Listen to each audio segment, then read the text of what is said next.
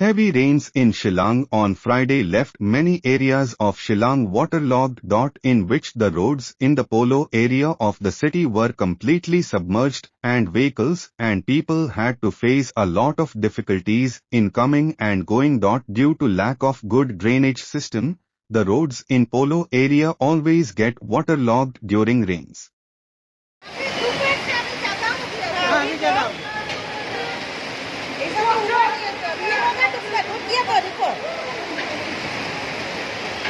Medical में पानी घुस गया।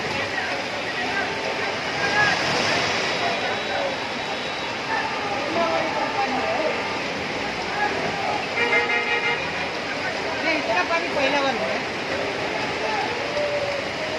गाड़ी को दिए गाड़ी।